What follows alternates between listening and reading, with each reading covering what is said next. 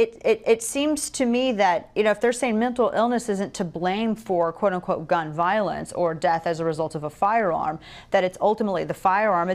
To me, just, and not to be snarky, it seems as though they're trying to transfer some sort of magical property onto a firearm, wherein when one comes into contact with this inanimate object, it renders the person, that particular individual, somehow evil, or it makes them to where they lose their ability to reason and take their own life or take the life of someone else. That's not how the real world works. Your take on this, Doctor? No, that's not how the real world works. I don't find it so bad that physicians like me participate in public policy discussions. But you have to do it from facts and from data, and particularly those that are relevant. And these folks, like most of the anti-gun medical establishment, are picking a lane in here, a sub-lane, and just flying with it, which really tells us nothing at all about the problem or the solution. Apparently, their most reportable findings were that individuals who had gun access were 18 times more likely to have threatened someone with a gun, and individuals with high hostility were about 3.5 times more likely to threaten someone. And they found that these threats simply did not correlate with mental illnesses insofar as they could identify them.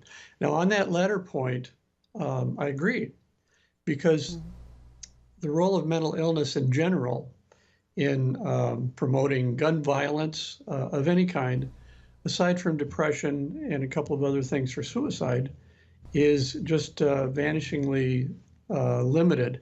Yes, it's an important part in some mass shooters' histories, but that itself is such a minor part overall of shootings and violent crime. So sure, mental illness per se doesn't correlate well with general episodes of shootings. However, what might correlate? Well, I suppose if you're going to threaten someone with a gun, you're probably more likely to do that if you own a gun or if you have a gun. I wouldn't think you'd be likely to threaten people with a baseball bat if you don't own a baseball bat. I think this is just silly. It's silly season out there in medical research. Individuals with high hostility, well, I think you'd have to, I would think they would threaten people more if they're hostile people.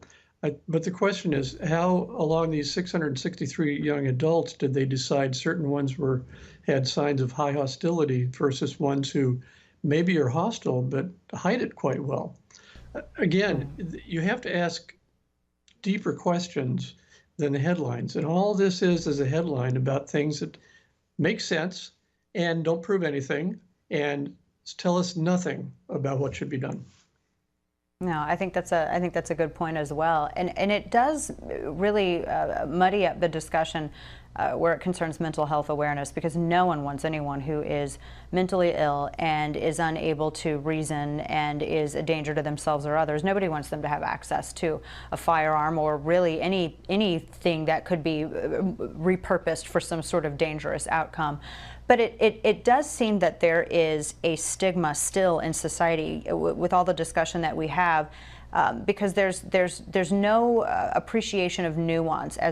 For instance, if someone is declared to be mentally ill or struggle with mental illness, not all people who are mentally ill are going to go out and hurt people. Not all of them are dangerous. There's a vast array of mental illnesses, and it seems as though we can't have a discussion about that in our country without people playing political gotcha games. And I feel like it really sets that back, and it really hurts those. It sort of creates an impediment for those individuals who may go out and seek some sort of mental health treatment, but also at the same time they see this discussion and they don't want to be stigmatized by it through society. Your thoughts? Well, that's very true, Dana. The thing I notice in this particular paper is that while they say well, they don't say, but I suppose they feel that they are confronting that stigma in a good way by saying that, in fact, in all these young adults they found, mental illnesses that they looked for did not correlate with being threatening. Okay, that's good. But you'll notice that what they are doing is attempting to stigmatize the fact of owning a gun as the thing that makes people threaten other people. And that is just absurd. So gun owners now get to be stigmatized the way mental health people with mental illnesses always have been. So welcome to my life as a psychiatrist and gun owner. Oh, God bless you, Dr. Young, because we know that some days are a lot tougher than others. Hopefully we can get to that point where people can have good conversations about, I mean, you do such a wonderful job of it, to have good conversations about mental health awareness and what we can do to actually help people without using that as a cudgel against law-abiding gun owners. I just wish we could get to that point. Dr. Robert Young, it is always such a pleasure and so insightful to speak with you. Thank you. Thank you, Dana. Bye.